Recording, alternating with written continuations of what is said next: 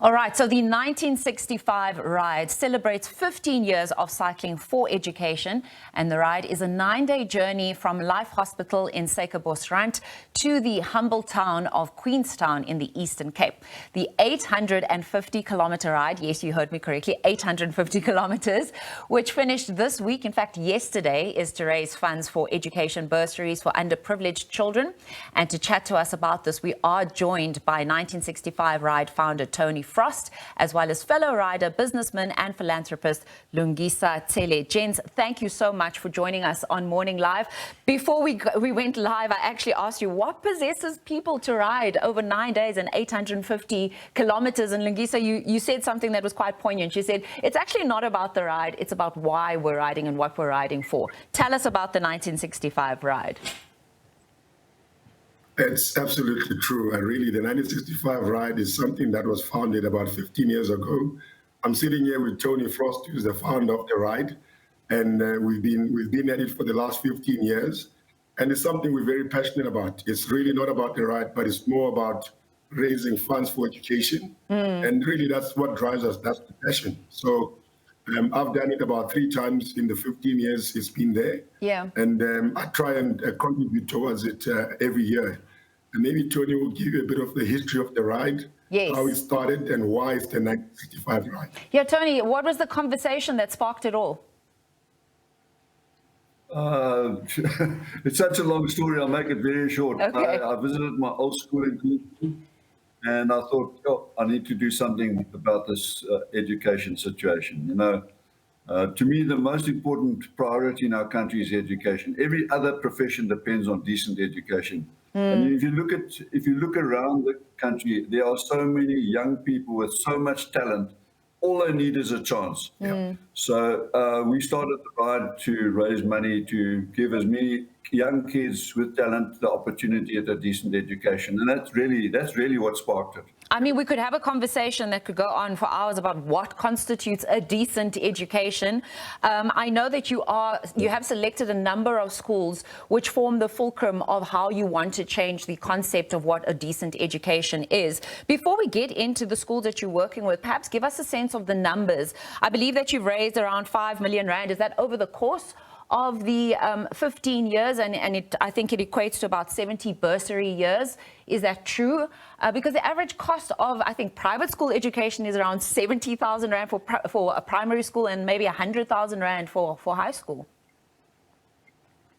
Well, you know, in the course of the 15 years, we've raised probably closer to 10 million rand. Incredible. And we've been fortunate enough to distribute more than 250 bursaries. That's a bursary year. If a kid joins us in grade 8, we know that so long as that kid continues to perform, we're in for at least 60,000 or 70,000 rand. So it's quite a commitment, but we determined, and we are busy building an endowment fund to make sure that there's a sustainable fund available for bursaries going deep into the future. There are so many kids in this country with talent. Yes. And it's our job to seek them out and give them that opportunity. In fact, the fund solution is probably the most sustainable solution. Lungisa, perhaps you can chat to us about this and your thoughts on it. We know that the need is great, but you have to assess the talent and make sure that when that talent comes through, there are funds always available for them. And I believe that you're taking students from primary school all the way up to even PhD level. Is that correct? It really is our intention to do so. I think okay. Money sustains things. I think we approached it from an endowment perspective.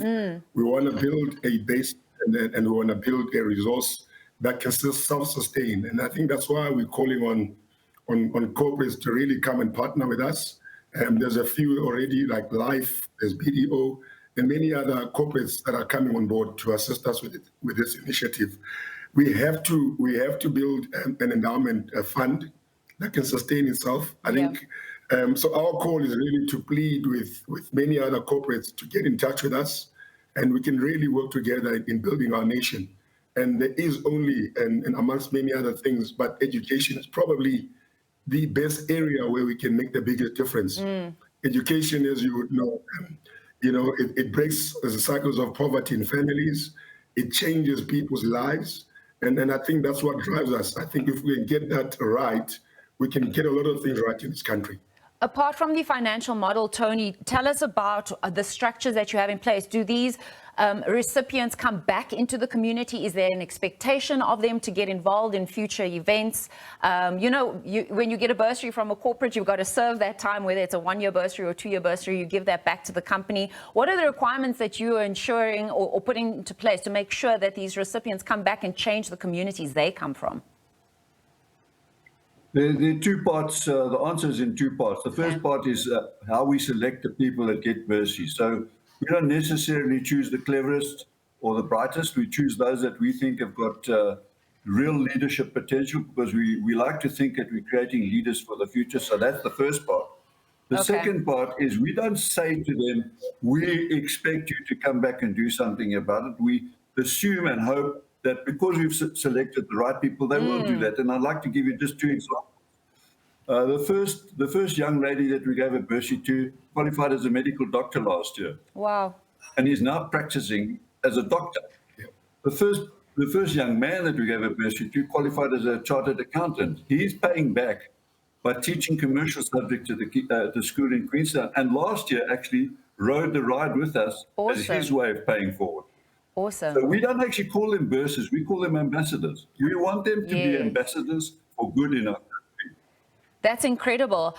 I'm looking forward to maybe joining you in a future one, and I'm actually saying it on live television because my producer told me about the story, and I think his school was involved. So perhaps we can get Thando to join me on a ride at 850 kilometers. We'll see if he picks up that challenge. But gents, yeah, exactly. Thank you. Online and sign up. You can go online and sign up for next year's ride right now, straight after this interview. Straight after this interview, we're more than happy to take that interview. He heard that on live television, guys. Thando, you have been challenged to join me in a 1965 ride. It's for a great cause. From the first pedal stroke all the way to the last kilometer, which took place yesterday, actually. And we were joined by Lungisa Tshele as well as Tony Frost. They are ambassadors and founders of this organization. Thank you so much for joining us, gents.